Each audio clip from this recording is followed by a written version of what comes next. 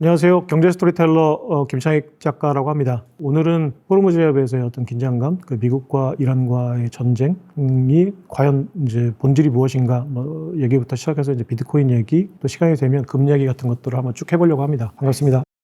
여러 가지 제가 생각해 보면 트럼프가 한국, 독일, 프랑스, 일본, 중국 정부에게 호르무즈 해협은 수혜자 원칙에 의해 수혜자 부담의 원칙에 의해서 지금 현재 언급한 정부들이 군함을 보내야 된다라고 했을 때 거절당할 걸 알았을 거거든요.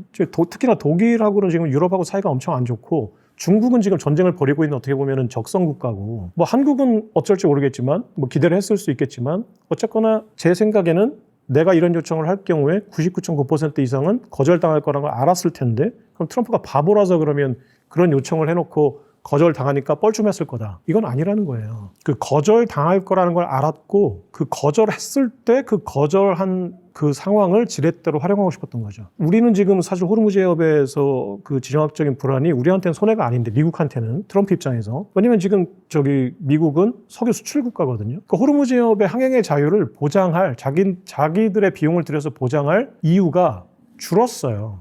패권 국가이기 때문에 당연히 이제 달러 패권을 유지하기 위한 이제 측면이 있는데 지금 여러 가지 전략적인 측면에서 호르무즈 해협의 지정학적인 불안감이 미국의 국익에 그다지 위배되지 않아요. 그렇다면 호르무즈 해협의 항행의 자유는 중국, 한국, 일본, 대만, 홍콩, 말레이시아, 독일, 프랑스 이런 제가 지금 언급한 국가들한테 굉장히 민감한 문제예요. 그럼 트럼프는 당연히 니들이 지켜야 될 항행의 자유야. 근데 니들은 왜 지금 군함을 안 보내? 내가 지금 여기서 우리가 미국에 세금을 써가지고 항행의 자유를 지키고 있잖아. 그러니까 지금 뭔가 이게 적반하장인 거죠. 본인들 때문에 지금 우리가 지금 타격을 입은 건데 전쟁이 끝난 다음에 예를 들어서 전비 요구를 할 수도 있는 거고 그다음에 다른 관세 협상이라거나 다른 여러 가지 어떤 협상들을 할 때 지렛대로 쓸 수 있잖아요. 그때 니들은 왜 우리가 지금 지켜줬는데 우리는 우리 군함 파견해가지고 포드 화장실 고장나서 불나고 이래서 고치고 링컨인가 레이건 함도 보냈었고 지금 수조 달러 써가지고 지금 호르무즈 해협을 지금 통제하고 있는 거잖아요. 미국이 다른 요구를 하겠죠. 그렇게 하려고 했던 거지 거절 당할 거라고 생각 안 해서 당연히 보낼 거라고 생각해서 요구를 해놓고 갑자기 중국도 안 보내고 라우닝함 안 보내고 우리나라도 옛날에 청해함이라고 해서 후디 반군 소탕할 때 우리도 보냈었거든요. 노무현 정부 때 우리가 보낼 거라고 기대를 했다 이건 아니에요. 트럼프 정부는 분명히 거기에 대해서 전략적으로 우리나 중국 다른 국가들의 반응을 알았을 거고 거절할 거라는 사실을 알았는데 거절하는 사실을 기대하고 했던 거예요. 그럼 거절하니까 그럼 대본에 나오잖아요. 지금 계속 독일 니네 군함 안 보냈지? 프랑스 니네 군함 안 보냈지? 그러면 나토 우리 탈퇴할 거야. 러시아가 이렇게 하는 거 적극적으로 지금 안 막을 거야. 지금 그렇게 되면 에너지 문제 때문에 니네 고달픈데 사실 지금 유럽의 에너지 문제는 미국한테 의지하고 있어요. 러우 전쟁 전까지만 해도 러시아 의존도가 굉장히 컸는데 러우 전쟁 이후에 미국 쪽으로 에너지 수급망이 이제 바뀌었어요. 그래서 아무튼 이런 여러 가지 상황들을 봤을 때 트럼프 정부는 지금 이 상황이 의도했던 건지는 모르겠으나 지금 현재 에너지 가격이 올라가고 있는 이 상황이 트럼프 정부는 자국 내에서의 인플레이션 문제 때문에 자신의 지지율이 떨어진다라는 손해 이거를 감수하고도 끌고 갈 수 있는 외부적인 이익이 있을 수 있어요. 그래서 거기에 대해서 이제 지금 손익계산 어떤 균형점을 찾고 있을 텐데 아직까지는 미국에서 자국 내 인플레이션 문제 또는 이제 외부 문제에 개입하지 않는다라고 하는 어떤 공화당의 마가 진영의 어떤 정체성의 문제를 아직까지는 감내하면서 지금 글로벌 시장에서의 유가 상승이 미국한테 주는 어떤 경제적인 파티 이거를 아직까지는 즐길 수 있는 상황이다. 아니면 중간선거 전에 일단 즐길 수 있는 파티를 즐기고도 7월 전에 만약에 이 상황이 정리가 된다고 하면은 이제 그 이후에 미국 내 어떤 반발 문제라거나 어떤 인플레이션 문제는 진정시킬 수 있다라고 판단을 한 것으로 보인다. 그렇지 않다면 지금 이 상황을 이렇게 질질 끌 이유가 없다. 그냥 이란의 어떤 요구를 어느 정도 받아주는 선에서 빠져야 되는데 지금 트럼프는 제가 볼 땐 전략적인 지연인 것 같거든요. 이게 지금 미국이 원하는 상황이란 거죠. 그게 왜 그러냐면은 호르무즈 해협의 지정학적 불안은 곧 유가 폭등이고 유가 폭등은 닉슨 정부 때부터 이제 공화당 행정부가 미국의 국익에 부합하는 방향으로 뭔가 쓰는 굉장히 좋은 카드예요. 지렛대고. 네, 그러니까 닉슨 정부 때부터 얘기하면은 닉슨 쇼크가 1971년도인데 1971년 닉슨 쇼크가 난 다음에 1973년인가 그때 이제 중동 전쟁이 발발하면서 이제 오펙 국가들이 이제 유가를 급등시켰죠. 73년인가 74년에 1차 오일 쇼크가 있었고 그 이후에 1979년에 2차 오일 쇼크가 있었어요. 근데 중동 국가들이 일단 그 기름값을 중동 전쟁이 나기 직전에 올린 이유가 있어요. 왜냐면은 석유는 달러로 받잖아요. 근데 닉슨 쇼크로 인해서 달러의 가치가 뚝 떨어졌어요. 그러면은 똑같은 유가로 내가 그 사우디아라비아나 이란 같은 그 이라크 같은 당시에 그 주요 산유국들이 내가 똑같이 100달러를 벌어들였을 때 이 100달러의 구매력이 절반으로 뚝 떨어지는 거예요. 왜냐면 달러 가치가 떨어지니까. 그러면 내가 똑같은 돈을 벌었을 때 쉽게 얘기하면 내가 월급을 500만 원 받았는데 갑자기 시중 물가가 막 달걀값도 3배가 되고 집값도 막 10배가 돼가지고 내가 500만 원 가지고 할 수 있는 게 예전에 200만 원 가지고 할 수 있는 것보다 적은 거예요. 그 오펙 산유국들이 내가 5일달러를 벌어들였을 때 그 5일달러의 구매력이 뚝 떨어지니까 그렇게 되면 당연히 유가를 올려야 되잖아요. 똑같은 구매력을 벌어들이려면 이게 떨어지면 달러의 가치가 떨어진 만큼 유가를 올려야 똑같은 돈을 벌어들이는 셈이 되니까. 그러니까 1차 오일 쇼크의 근본적인 이유는 닉슨 쇼크였던 거예요. 달러 가치가 떨어졌기 때문에 이제 오펙 산유국들이 기름값을 올린 거예요. 왜냐면 독점적인 생산자니까. 그러니까 사실은 달러의 가치가 떨어져서 글로벌 이 전체 시장에 어마어마한 인플레이션 압력이 생기는데 그 생산 가격을 조정할 수 있는 유가가 많이 오른 거죠. 특히나 석유는 달러로만 결제가 되니까. 그리고 이거는 인위적으로 그 생산국들이 결정하는 거니까 대번에 올려버린 거예요. 예를 들어서 독일 자동차도 독일도 마찬가지였을 거예요. 닉슨 쇼크로 그 달러의 가치가 떨어지니까 그러면 자신들이 똑같이 수출해봤자 절반만 벌어들이는 거니까 독일 자동차 가격을 올렸겠죠. 근데 이제 자동차나 여러 가지는 대체제가 있잖아요. 중국 자동차, 한국 자동차, 일본 자동차가 있으니까 어떤 국가가 마음대로 못 올려요. 근데 석유는 사우디아라비아가 올리면 그 오펙 산유국들은 다 따라서 올리니까 독점 거의 과점적인 생산품이잖아요. 담합이죠. 그러니까 담합이 쉬운 제품, 식량, 그 석유 이런 거 담합이 쉽고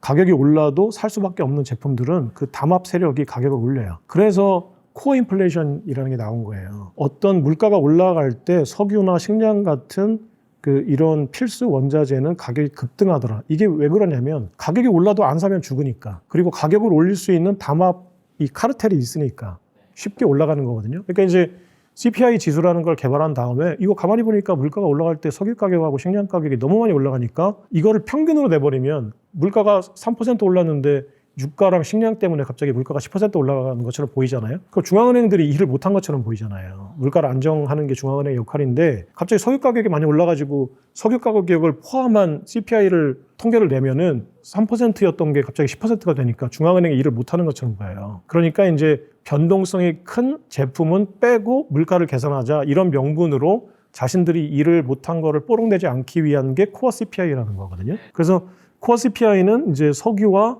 식량을 뺀 나머지 소비재를 가지고 이제 물가를 계산하는 거죠. 그러니까 이렇게 다시 이제 돌아가면 호르무즈 해협의 어떤 지정학적인 불안감은 일단 당연히 유가를 상승시킨다. 그럼 유가가 상승했을 때 벌어지는 국면은 그때 닉슨 쇼크 때는 이때 유가가 가만히 보니까 급등을 하더라. 이건 이제 미국이 의도했던 건 아니에요. 중동 국가들이 거기에 대응하기 위해서 올린 거죠. 근데 유가가 올라가는 상황을 보니까 전 세계 달러 수요가 늘어나더라. 그렇죠? 석유를 사야 되니까. 그렇다면 전 세계 석유를 달러로만 살 수 있는 시스템을 만들어 놓으면 미국은 국채를 계속 팔 수 있다. 그리고 자신들의 인플레이션 문제와 부채 문제를 전 세계로 수출할 수 있다는 거를 그때 깨달은 거예요. 그래서 그때 재무장관하고 국무장관이었던 헨리 키신저와 윌리엄이라는 재무장관이 이제 파이살 공항한테 사우디에 날아가서 이제 이런 안막에 쳐져 있는 밀실에서 니네 지금 일하다고 사이가 안 좋잖아. 그러니까 우리가 해군 보내서 니네 안보를 지켜줄 테니까 앞으로 니네한테 석유 사러 올 때 무조건 달러로만 받아. 달러 안 받으면 작살나는 거야. 하지만 달러로만 받아주기만 한다면 우리가 이란 눌러줄게. 그래서 이제 사우디아라비아와 미국 간의 안보와 결제의 어떤 교환, 이게 이제 페트로달러 시스템이거든요. 이 페트로달러 시스템이 미국의 달러 수요를 어마어마하게 늘려놓은 거예요. 그러니까 미국은 유가 상승이라는 거는 글로벌 시장에서 달러 수요를 폭증시키는 거라는 거를 학습해서 알고 있어요. 근데 이란 전쟁으로 인해서 지금 유가가 60달러에서 130달러, 지금 180달러까지 막 치솟았잖아요. 그렇다면 이란 전쟁으로 인해서 유가가 상승할 거다. 유가가 상승하면 미국 국채 수요가 늘어날 거다. 이걸 알고 있어요. 그랬다면 이게 의도가 아닐 수도 있지만 달러 수요를 늘리는 게 의도는 아닐 수 있지만 결과적으로 따라온다라는 건 알고 있었을 것이고 이 결과가 지금 전 세계 달러 수요를 어마어마하게 늘리고 있다는 것을 지금 체험하고 있을 것이고 이 상황이 미국은 싫지 않을 것이고 좋을 것이다. 그렇다면 굳이 지금 이 국면을 정리할 이유가 별로 없다. 미국의 입장에서는 나쁘지 않다. 좋다 오히려. 그리고 그거를 이미 닉슨 쇼크 직후의 오일 쇼크와 그리고 이라크 전쟁 등등의 그 중동에서의 전쟁 때 공화당은 경험을 했어요. 닉슨 정부도 공화당, 그 이라크 전쟁도 공화당이었거든요. 부시 행정부였거든요. 지금 트럼프 행정부는 공화당 선배들이 기록해놓은 그 일지를 보면은 유가가 올라갈 때 달러 수요, 미국 국채 수요가 급증한다. 중동에서 전쟁이 날 경우에 유가가 올라간다. 이걸 다 알죠. 자, 그럼 미국 트럼프 행정부는 지금 가장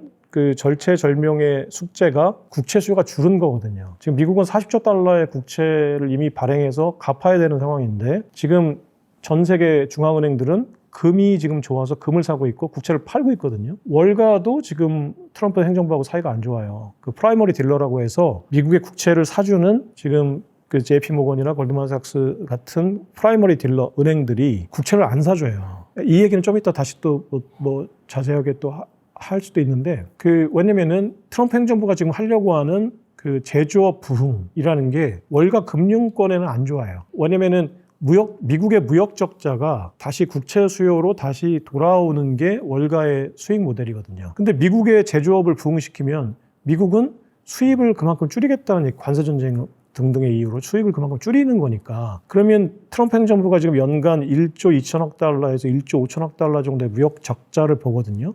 그러면 중국, 한국, 대만, 일본, 사우디아라비아 등등의 무역 흑자국들은 이렇게 벌어들인 돈을 미국 국채에 투자하는 거예요. 월가 좋죠. 왜냐하면 1조 5천억 달러의 무역 적자가 다시 국채 수요나 그 금융 자산에 대한 투자로 돌아오니까 1조 5천억 달러라는 막대한 자본이 무역 적자를 통해서 월가로 들어오는 거예요. 근데 트럼프 행정부가 우리는 앞으로 무역 적자를 줄일 거야. 그리고 제조업을 미국으로 되돌릴 거야. 그래서 제조업 중산층을 부활시킬 거야라고 했던 얘기는 반대로 얘기하면 월가에 있는 딜러들한테 니네 보너스 앞으로 줄어들 거야. 니네 국채 수요 앞으로 줄어들 거야. 니네 파생상품 중국의 투자, 사우디아라비아 투자, 독일의 투자, 한국의 투자가 줄어들 거야.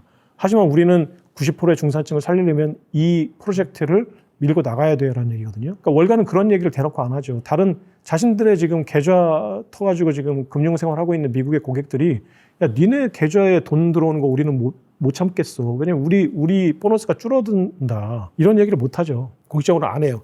그렇지만 트럼프 정부는 월가하고 사이가 그 구조적으로 안 좋을 수밖에 없다라고 하는 거니까 월가도 지금 어떻게든 트럼프 행정부를 압박하려면 채권 자경단이라는 걸 발동해서 국채를 팔아요. 그래서 국채 금리를 올려요. 그러면 이제 그 기대 인플레이션율이 상승해서 이제 실제로 소비자 물가 지수가 올라가면 이제 트럼프 행정부는 이거 이렇게 되면 정권이 불안정해지는데 해서 월가 니네 하고 싶은 말 해봐 이런 거거든요. 그게 채권 자경단이에요. 근데 지금 월가도 채권을 안 사준다. 중국, 한국, 일본, 사우디아라비아도 채권을 안 사준다. 네, 그러면 내가 이거 40조 이자를 어떻게 갚지? 그럼 채권을 누군가 사줘야 되는데 그래서 가만히 보니까 중동에서 전쟁이 나면은 석유를 사기 위해서 달러를 사더라. 그럼 채권 팔 수 있겠네 라는 거죠. 그래서 이제 원래 공화당 행정부는 미국의 부채 문제를 해결하는 방법으로 유가를 올린다. 지금 상황은 그 상황하고 부합한다 라는 거죠. 그리고 호르무즈 해협에서 지정적 불안감으로 지금 현재 트럼프 행정부가 누리고 있는 경제적인 이득은 그 글로벌 제조업 공급망이 굉장히 빠른 속도로 우리 지금 언론들이 안 다루고 있기 때문에 지금 러우 전쟁과 그리고 이란 전쟁이 지금 만들고 있는 글로벌 공급망의 재편, 서플라이 체인의 어떤 그 변화 이런 것들을 지금 간과하고 있어요.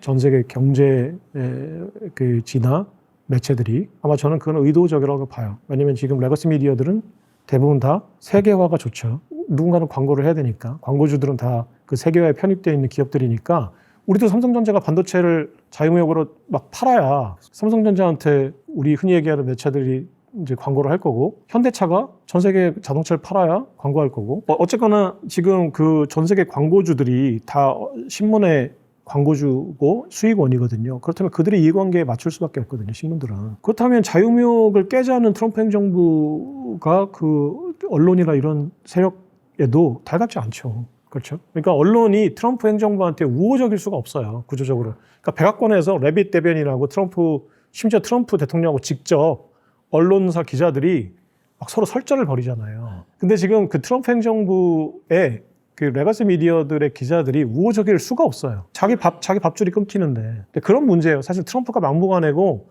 기자들이 어떤 의식이나 사명감이 있어서 그런다기보다는 자신들의 밥줄 문제예요. 그것도. 그래 트럼프는 그걸 알아요. 트럼프도 그걸 아니까 그냥 거기에 대해서 그냥 CNN 기자한테는 니네 거짓말만 하는 매체니까 나가라 막 이러고. 근데 저는 이게 되게 재미있는 게 한 나라의 대통령과 어떤 언론사 기자들이 그렇게 서로 대등하다고 하면 뭐하지만 설전을 벌이고 그게 막 전 세계 미디어로 막 이제 타전되고 하는 것조차 저는 이게 상상할 수 없는 일이고 또 그게 그만큼 미국이 역설적으로 얘기하면 민주주의 국가라는 걸 보여주는 거다. 어떻게 기자와 대통령이 설전 벌이는 거를 그렇게 공개적으로 할 수 있을까? 어떻게 보면 부러운 측면이기도 해요. 이거 되게 웃긴 얘기기도 하지만. 아무튼 그런 거라고 봐요. 무슨 얘기가 여기까지 왔는지 모르겠지만.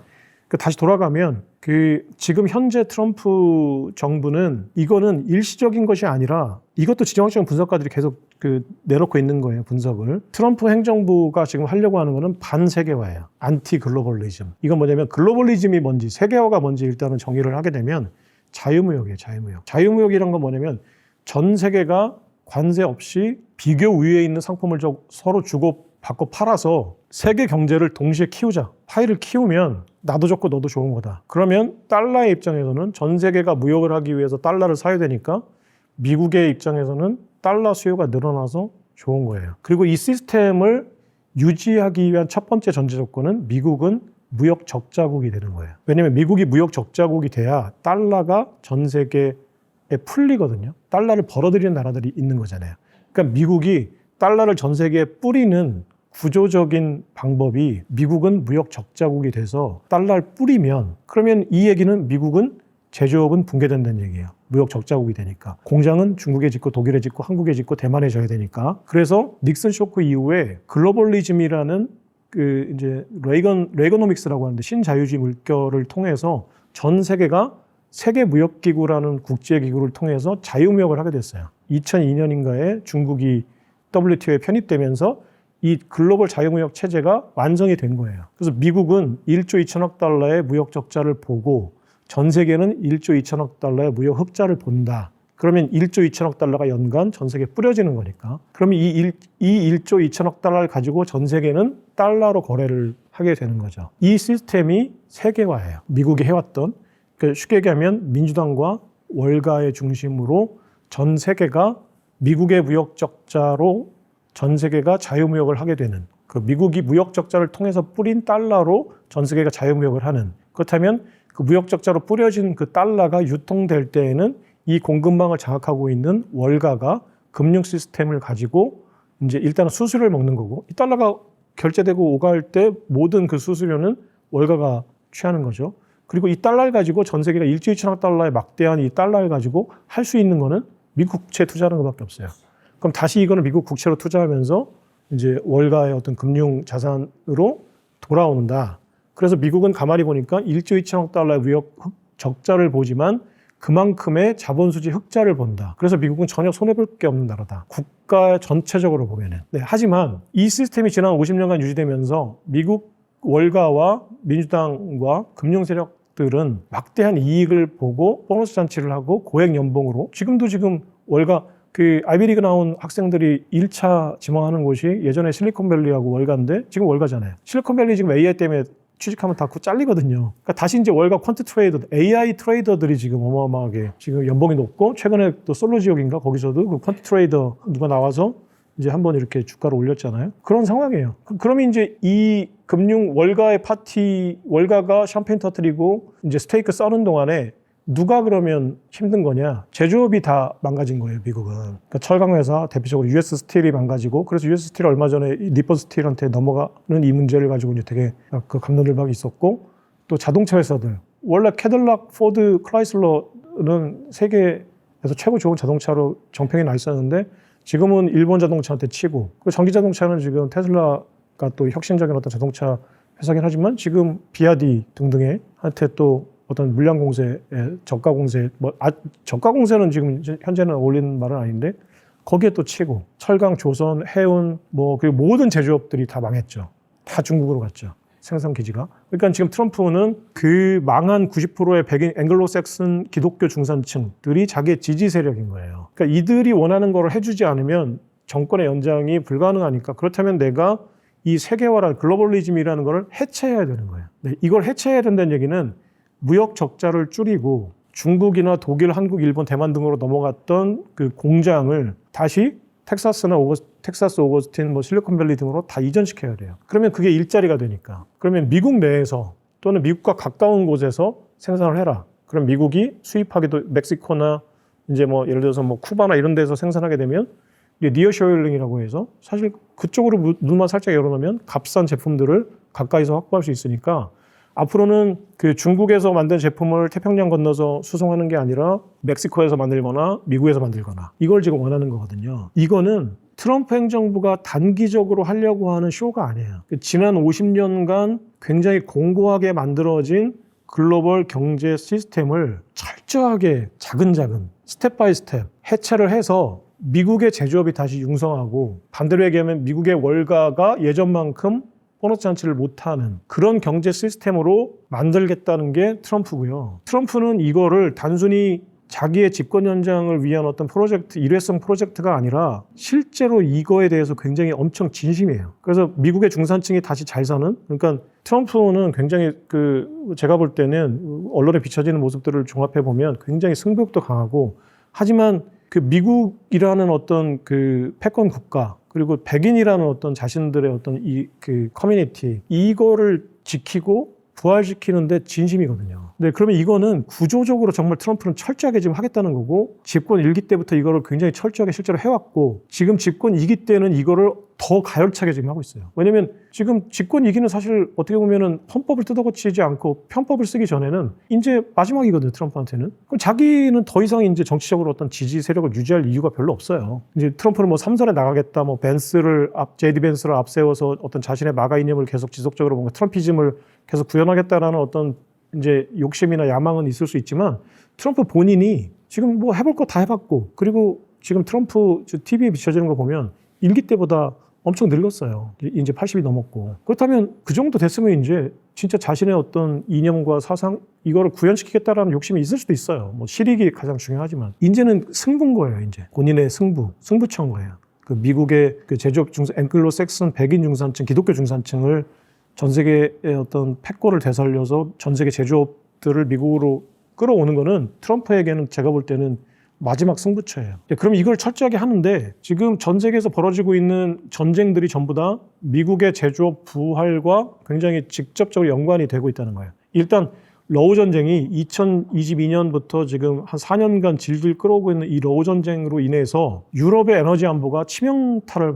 입었어요. 특히 독일은 러우 전쟁으로 경제가 작살이 났어요. 독일은 지금 미국이 철천지 원수예요. 독일 입장에서는. 왜냐면 독일은 지금 제조업 강국이잖아요.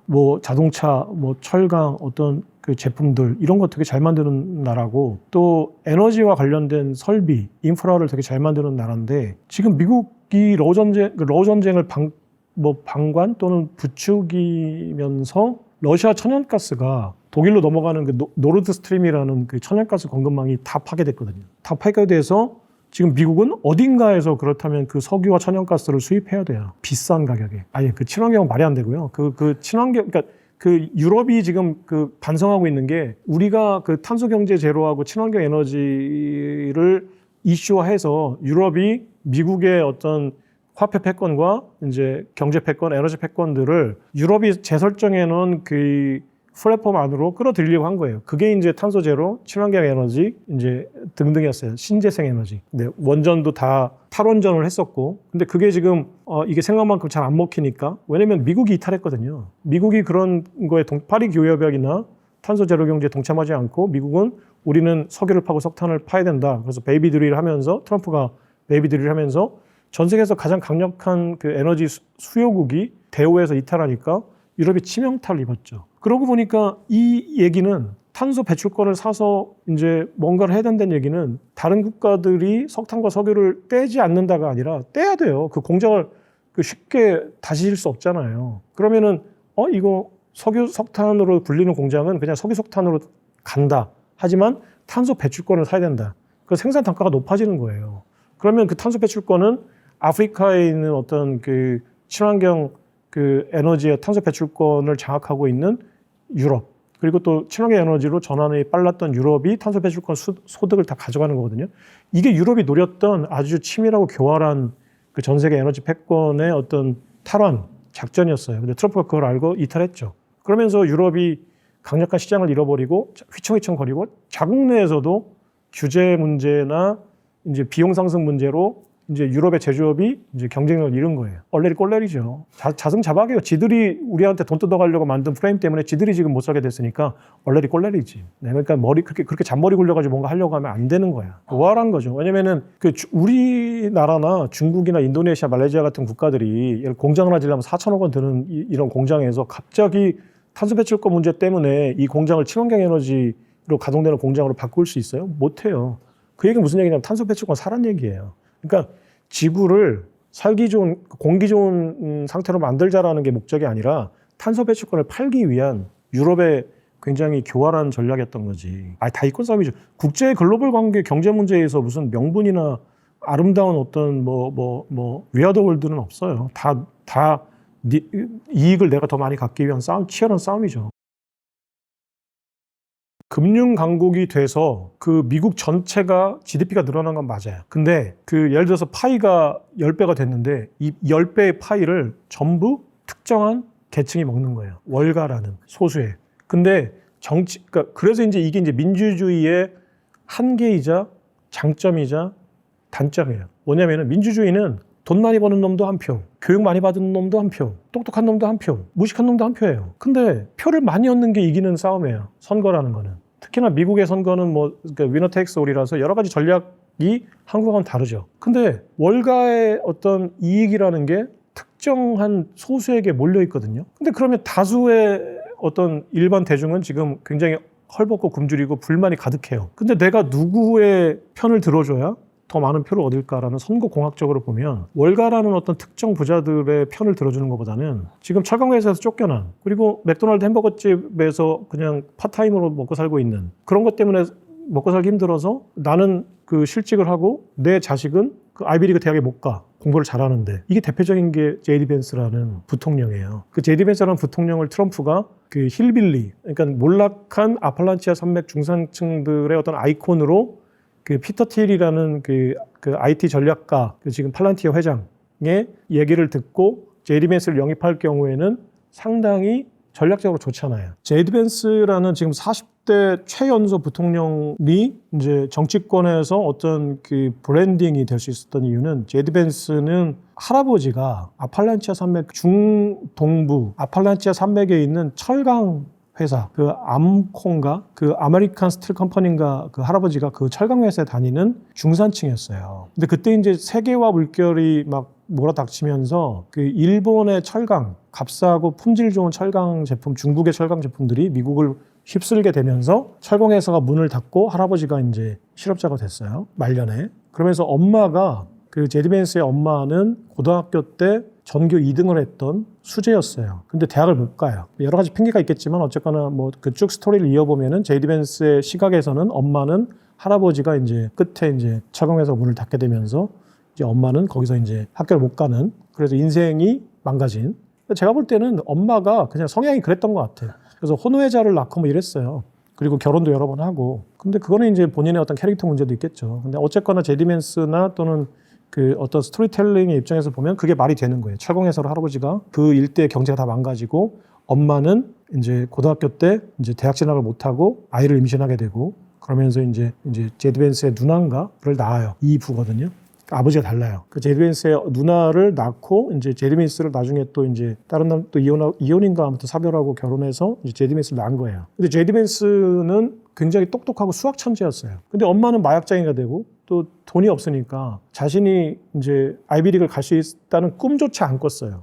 그러니까 제이디 벤스가 이제 힐빌리의 노래라는 그 자서전적인 책에서 그 한 말 중에 가장 인상적이었던 게 우리 같은 산골짜기 무지랭이들은 우리가 무엇을 할 수 있는지조차 모른다. 그러니까 우리가 무엇을 할 수 있는지 알아야 그거를 도전하는데 우리는 우리가 무엇을 할 수 있는지조차 몰랐다는 거예요. 환경 때문에. 그러니까 내가 할 수 있었음에도 불구하고 아이비리그 여러 가지 사배자 전형이라거나 이제 그 입시 요강들을 보면 자신이 예일대에 충분히 지나갈 수 있었는데도 몰랐던 거예요. 그래놓고 나서 이제 그 해병대 입대를 하게 돼요. 그래서 해병대 생활을 하게 되면서 거기서 이제 여러 가지 사실들을 알게 됐어요. 아, 이게 내가 예일대 갈 수 있었구나. 심지어는 더 돈을 덜 쓰고도 갈 수 있었구나. 그래서 지금 정확한 기억은 아닌데, 그래서 이제 그 주립대를 졸업하고 이제 예일대 법학과 로스쿨로 이제 다시 진학을 하게 돼서 이제 아이비리거가 돼요. 그러면서 이제 그 히빌리의 노래라는 이제 그 영화에도 나오는데, 얘가 이제 예일대 법대를 다니면서 예비 상류층들하고 이제 교류를 하게 되잖아요. 그러니까 어디 식사 자리에 가면은 자신들은 막 배고파가지고 먹기 바빴는데 뭐 숟가락과 포크를 놓는 위치조차 따지더라 이러면서 아, 이게 다른 세상이구나 라는 사실을 알게 됐고, 이제 정치적 야망이 있었어요. 그래서 대학교 2학년 때인가부터 쓰기 시작했던 책이 그 힐빌리의 노래란 책이에요.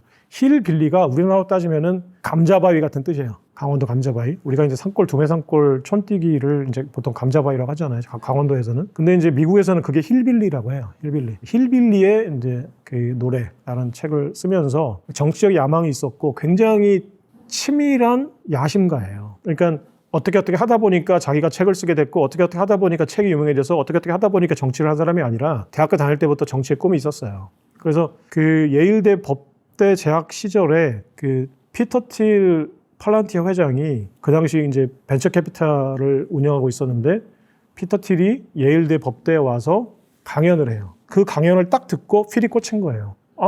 법대 나온 사람이 꼭 법 쪽에서 일하는 게 아니라 저렇게 벤처 캐피탈리스트가 될 수도 있고 실리콘밸리에서 일할 수도 있구나 라고 생각을 하게 돼서 졸업한 다음에 잠깐 정치인의 보좌관으로 생활하다가 피터 틸을 찾아가요. 그래서 제이디 벤스가 벤처 캐피탈리스트가 돼요. 그래서 피터 틸 팔란티어 회장이 제이디 벤스의 멘토예요. 그러면서 이제 피터 틸이 이 사람의 정치적인 자산을 본 거예요. 그러니까 피터 틸도 출신이 아팔란티아 산맥에 있는 촌뛰기인데, 근데 지금 트럼프 대통령이 하려고 하는 거는 몰락한 백인 중산층을 되살리는 이제 미국 부활 프로젝트, 백인 기독교 중산층 부활 프로젝트잖아요.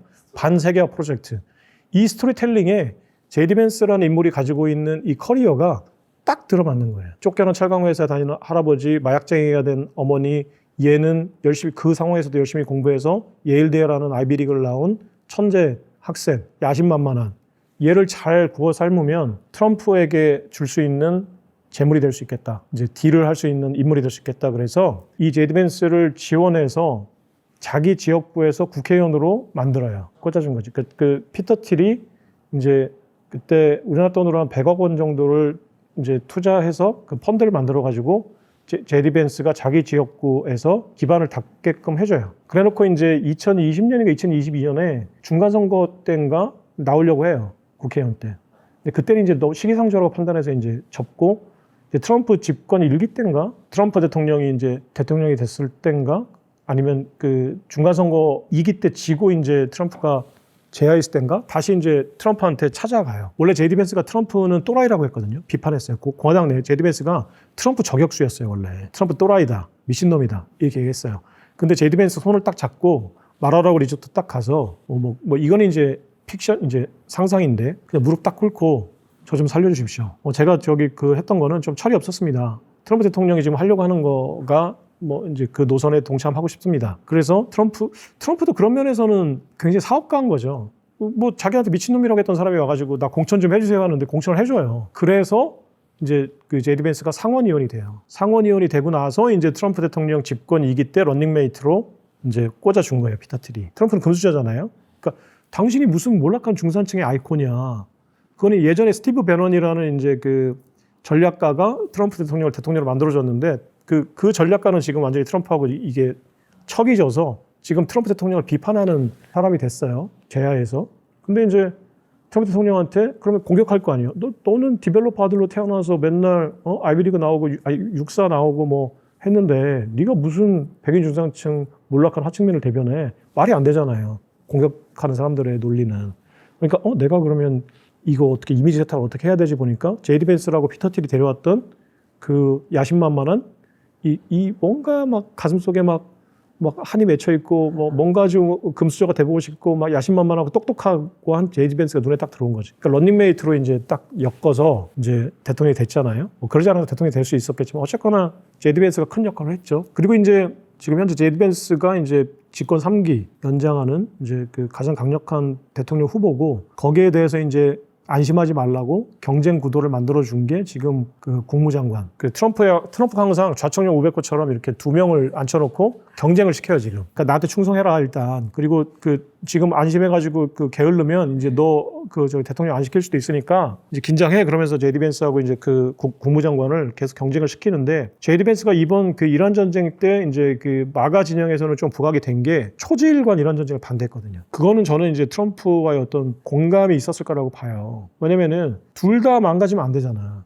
트럼프가 예를 들어서 이란 전쟁으로 마가 진영한테 등을 지더라도 차선책이 있어야 되니까 카드가 있어야 되잖아요. 그러니까 트럼프는 제디 벤스가 자기 복심이고 만약에 제디 벤스를 키워서 자기 직권을 연장하는 생각이 있다면 내가 이란 전쟁을 벌려서 마가 진영의 비판을 받을 때 누군가는 반대편에 서서 혹시나 내가 망가질 때 이제 그거를 받아줄 대안이 있어야 되잖아요. 저는 그래서 제디 벤스는 독자적인 어떤 판단이나 신념으로 그랬을 수도 있지만 제가 트럼프라면 이 마가 진영의 어떤 이탈 문제 또는 지지 세력들의 어떤 불만 문제를 해소해주는 방법으로 반대쪽에 세우는 어떤 나의 복심이 하나 있어야 된다. 저는 그게 제디 벤스라고 봐요. 그래서 저는 이제 국무장관보다 마크 루비오 국무장관보다는 지금 제디 벤스가 트럼프의 복심일 가능성이 높다. 그리고 제디 벤스는 트럼프와 지금 척을 진 거라기보다는 트럼프와 제디 벤스의 어떤 전략적인 동행일 수 있다. 왜냐면은 누군가 전쟁을 계속 반대하는 쪽에 있어야 전쟁을 반대했던 마가 진영들이 그렇다면 트럼프를 제꼈을 때 제디 벤스를 선택할 거 아니에요. 근데 제디 벤스는 트럼프의 복심이에요. 그렇다면 트럼프 입장에서 좋은 거잖아요.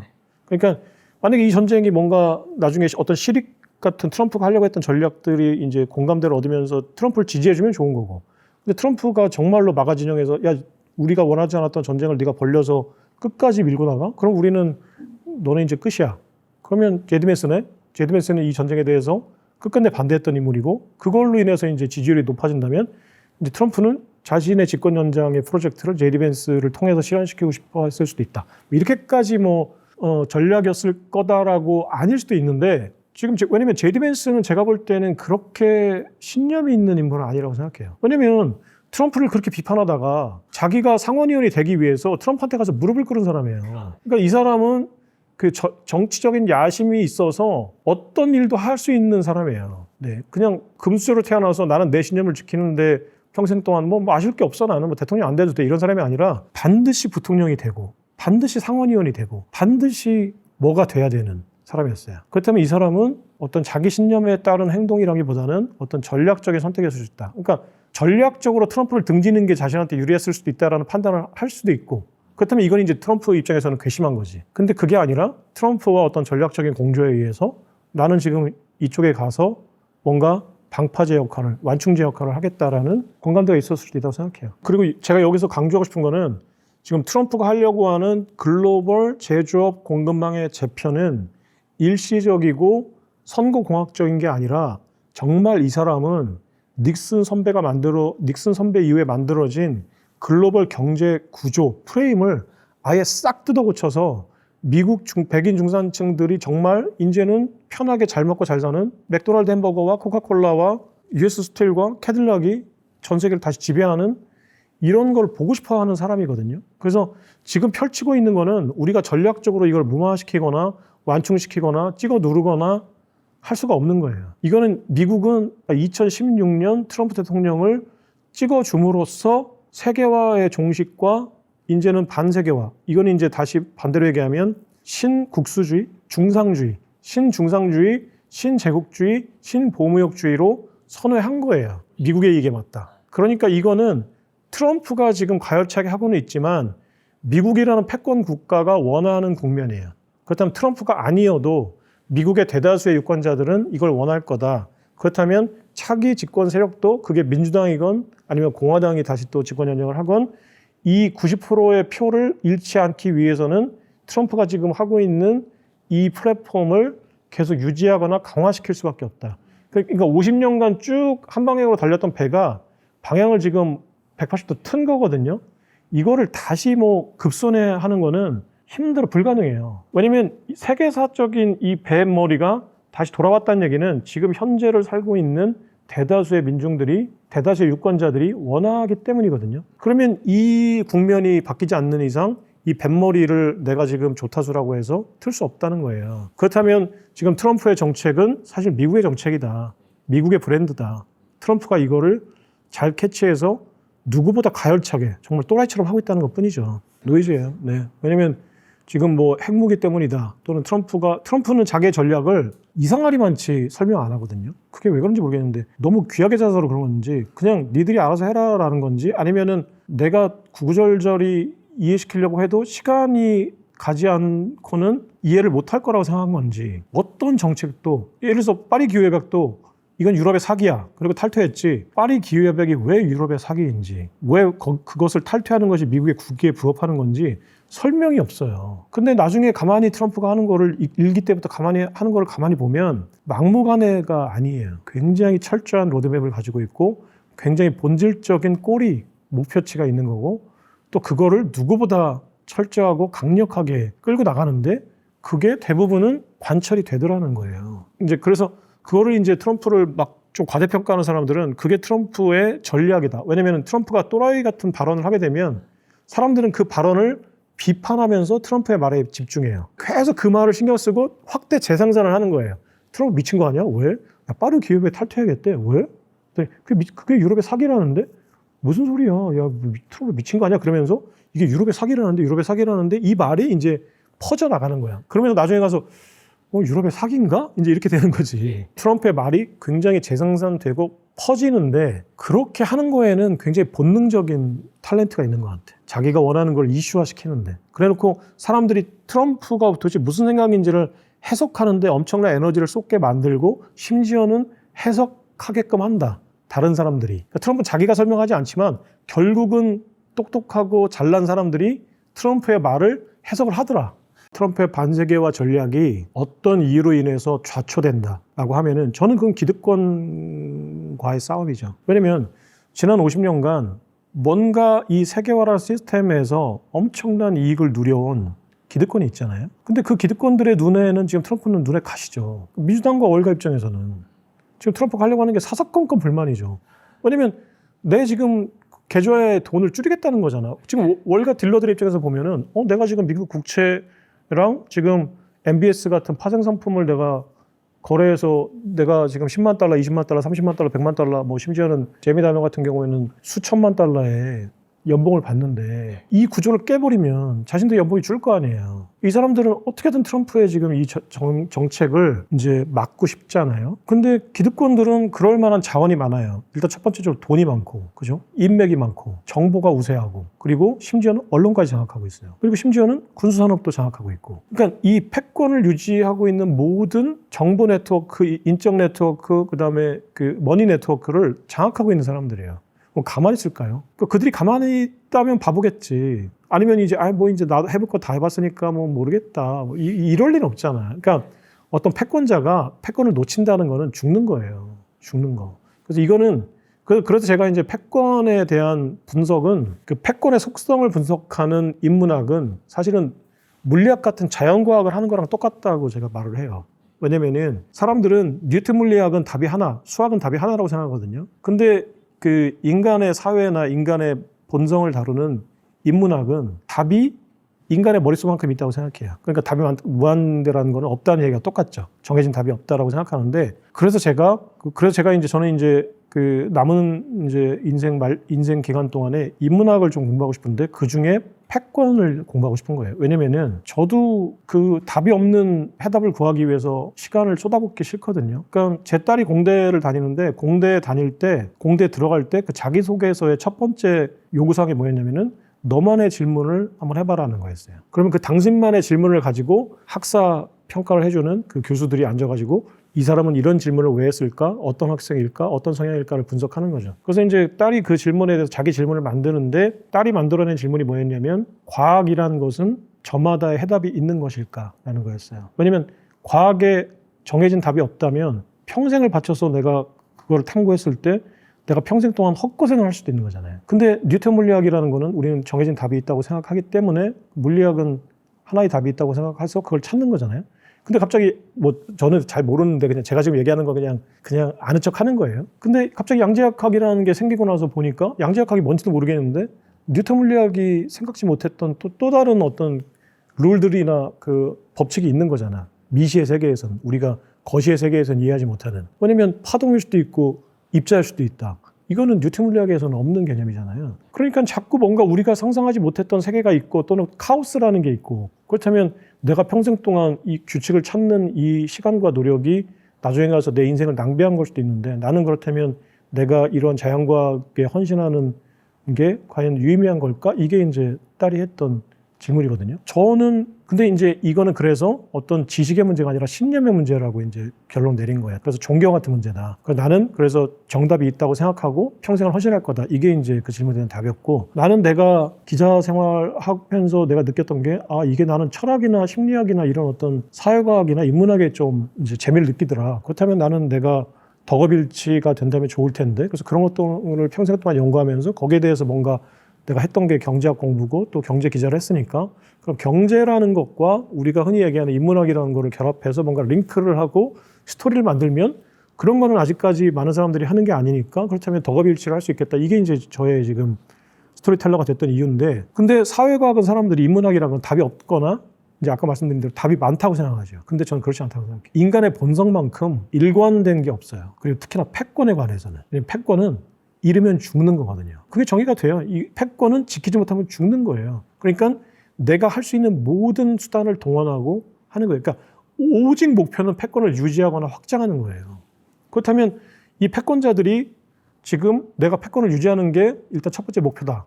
근데 내가 패권을 유지할 수 있는 수단이 일단은 금융망, 핵무기, 그다음에 네트워크, 그다음에 어떤 레퓨테이션, 여러 가지 자원이 있어요. 근데 이 모든 자원을 다 써요, 이 사람들은. 뭐 때문에 안 된다, 뭐 때문에 안 된다, 이런 것들이 없어요. 그냥 패권을 지키기 위해서 이 모든 가용 자원을 다 쓰는 거예요. 이게 전제 조건이거든요. 그렇게 보면은 이건 물리학하고 똑같아요. 해답이 있어요. 예를 들어서 미국에 핵무기가 있다. 미국은 극단적인 거에 패권을 지키기 위해서 핵무기를 쓸 수 있는가? 이 질문 무의미해요. 쓸 거예요. 그럼 미국은 지금 금융망이 있다. 미국의 패권을 지키기 위해서 이 금융망을 정치적으로 악용할 가능성이 있는가? 있다예요. 패권을 위해서는. 이거 물리학이에요. 답이 딱 있어요. 네, 그러니까 이거는 연구할 만한 저 같은 사람한테는 가치가 있잖아요. 저는 그 성과가 없는 일에 그 시간이나 재를 낭비하고 싶지 않거든요. 성과가 분명히 있어요. 패권은. 그래서 그러면 앞으로 저는 패권이라는 거를 연구하는, 그래서 그 패권과 연관된 인간의 본성을 연구하는, 그래서 그것들이 지금 경제나 인간 실제 사회에 어떤 영향을 미치는지를 연구하는 사람이 되고 싶다.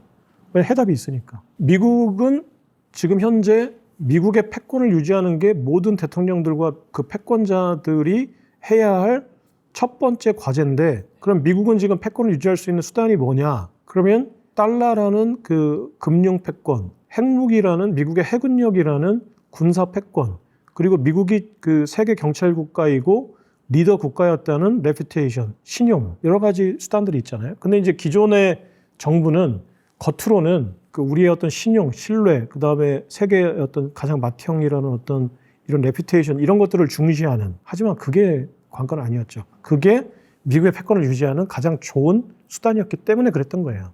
근데 지금은 이런 그 미국의 어떤 경찰 국가로서의 역할, 그다음에 미국이 어떤 룰을 가지고 전 세계를 그동안 지배해 왔다는 이런 어떤 레퓨테이션, 이런 걸 가지고는 앞으로 미국의 패권을 유지하기가 쉽지 않더라. 이제 이렇게 유지해서는 손익분기점이 안 나오더라 라고 판단했기 때문에, 그럼 다른 가용수단이 뭐냐? 옵션을 한번 가져와 봐라 그랬더니 미국은 금융망이라는 패권이 있고 핵운력이라는 패권이 있다. 이런 거죠. 그렇다면 지금 현재 미국의 신뢰라는 이 패권은 이 손익분기점을 넘지 못하는 이제 수단이고, 그렇다면 다른 옵션을 쓰자라는 거죠.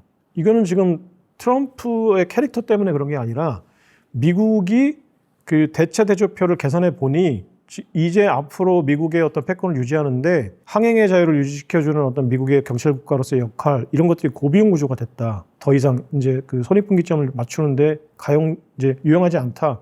그렇다면 나머지 그 가용 자원을 써야 되는데 트럼프라는 인물이 그 가용 자원을 쓰고 펼치는데 적합하기 때문에 뽑힌 거지. 트럼프가 돼서 트럼프의 개인적인 캐릭터 때문에 지금 전 세계가 이렇게 된 게 아닌 거죠. 그러면 트럼프가 하는 게 불만이어서 트럼프를 만약에 다른 대통령을 갈아치웠다. 만약에 그러면 민주당이 대통령이 됐거나 아니면 제디 벤스가 이제 후임으로 대통령이 됐다. 그럼 그 사람들은 트럼프처럼 해야 돼요. 그렇게 하지 않으면 그 자리를 지킬 수가 없어요. 네. 근데 캐릭터가 안 맞는다. 그럼 뭔가 삐그덕거리겠지, 트럼프보다는. 그래서 저는 지금 트럼프가 대통령이 됐기 때문에 지금 전 세계가 이렇게 되고 있는 게 아니라 전 세계가 이렇게 될 텐데 트럼프가 지금 그 역할을 하고 있는 거다. 트럼프는 배우다. 그냥 전 세계가 요구하는 캐릭터에 맞는 배우다라고 생각을 해야지. 그래서 우리가 지금 이 상황을 개선시키기 위해서 만약에 트럼프를 우리가 트럼프 대통령 만드는 거 아니지만 미국의 시민들이나 미국의 야권에서 지금 이 상황이 지금 만족스럽지 않아서 이제 국면을 바꿨다. 그렇다면 국면이 바뀔까? 그렇지 않아요. 그 밑바탕에 있는 지금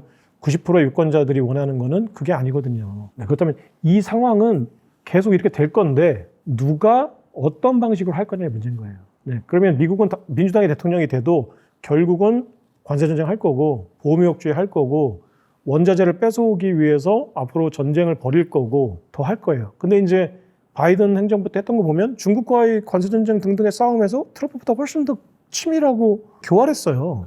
할 거 다 했거든요. 근데 트럼프는 그거를 그냥 어떻게 보면 대놓고 하는 거고. 그래서 제가 볼 때는 그 트럼프 이후의 정권이 바뀐다고 해서 이 국면이 본질적으로 바뀔 게 전혀 없다. 앞으로 최소한 50년, 100년간은. 그렇다면 우리는 지금 이 문제를 대응하는데 어떻게 해야 될 거냐. 그렇다면 지금 세계사가 어떤 방향으로 가고 있는지를 알아야 돼요. 과거에 있었던 세계화의 물결, 자유주의 물결은 이제 저물었어요. 그렇다면 이제 전 세계가 자유무역을 통해서 얻는 걸 서로 교환하는 방식이 아니라 이제는 내가 가지고 있는 거를 지키려고 하는 방식. 그래서 그 보호무역주의가 되고 내가 가지고 있는 걸 지키려면 가치가 없는 어떤 약속으로서의 화폐가 아니라 이제는 실제 가치가 있는 것들을 내가 금고에 꽁꽁 점여놓고 내 자손들에게 물려줘야 되는 상황이 된 거거든요. 그게 이제 결국은 실물화폐, 금, 이제 비트코인, 그리고 반도체, 무기, 히토류 이런 것들의 가치가 이제 앞으로 지속적으로 커지는 상황이 된 거고 이제 그 어떤 특정 국가의 신용 또는 약속 이런 것들이 담보로 가동되는 시스템 지금 현재 달러라는 화폐 이런 것들을 이제 믿지 못하겠다. 니네가 언제든 국경을 걸어 잠그고 또는 니네한테 맡겨놓은 우리 자산을 동결시켜버리면 우리는 개털되고 거지된다. 러시아가 되는 걸 봤고 중국도 그런 위협을 받고 있고 그래서 프랑스가 최근에 미국 금고에 맡겨놓은 129톤의 금을 저거 내가 미국 어떻게 믿어? 부랴부랴 찾아온 거예요. 가치가 있는 실물을 내가 확보해 놔야. 그렇다면 반대로 얘기했을 때 패권 국가나 강대국이 내가 원하는 실물을 얻으려면 어떻게 해요? 네. 그러니까 지금 중국이 지금 미국한테 히토리 안 팔겠다고 하는데 미국은 지금 히토리가 필요하고 그러면 내가 어딘가에서 히토리를 구해와야 되잖아요. 그러니까 지금 그린란드 가가지고 그린란드 우리 거라고 빠득빠득 지금 우기고 있고 이게 그냥 장난치는 게 아니거든요. 이제 앞으로는 내가 원하는 걸 얻으려면 이제는 내가 힘을 써야 되고 뺏어야 돼요. 그러니까 트럼프는 지금 그걸 하고 있는 거예요. 그리고 또 그린란드 거 뺏어오려니까 뭐 여론도 안 좋고 나도 이거 신경 쓰이는데 그러니까 달나라 가는 거예요. 왜냐면 기술력이 있으니까 달나라 가서 달나라에 있는 자원을 빨리 선점해서 내 거를 만들어야 앞으로 우리가 그 후손들이 먹고 살겠다 그러니까 달나라 아르테미스 다시 띄우고 하는 거예요. 화성까지 가야겠다. 그러니까 지금 일론 머스크나 트럼프가 하려고 하는 것들이 이게 다행성 인종이 됐잖아요, 이미 기술적으로는. 근데 그러니까 이제 앞으로는 우리의 스코프는 그냥 대한민국이 아니라 글로벌이었던 건데 미국은 그거를 더 확장해서 달나라까지 지금 그러면 지구가 이만큼인데 달 궤도까지 지금 이제 우리의 활동부대가 확장이 됐고 최종적인 도착지는 화성이잖아요, 화성.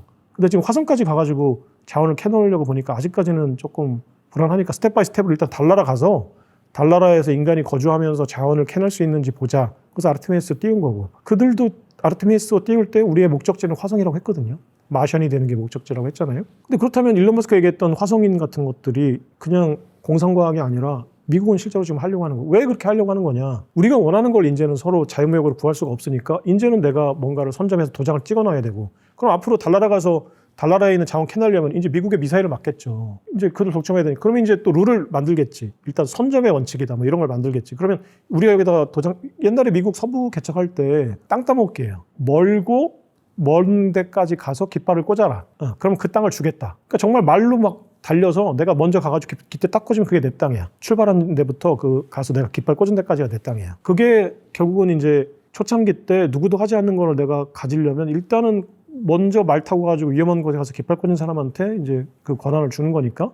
그렇다면 지금 미국이 자신들의 자원을 들이고 에너지를 쏟아부어가지고 달나라 갔는데 나중에 늦게가 와가지고 야 이거는 공동의 자원이지 무슨 소리야라고 해서 어떤 명분을 제시하고 막 우리가 가서 막 자원을 캐오려고 그래. 미사일 맞는 거지 그때. 그러니까 그런 세상이 됐다. 그래서 그런 걸 이해하지 않으면 지금 호르무즈 해협에서의 어떤 지금 이 항행의 자유가 단지 왜 미국 니네 이거 해군 보내가지고 이란 안 때리는 거야. 그리고 왜 자꾸 그 통행세를 그 통행세에 대한 통행세, 봉쇄에 대한 봉쇄를 왜 하는 거야.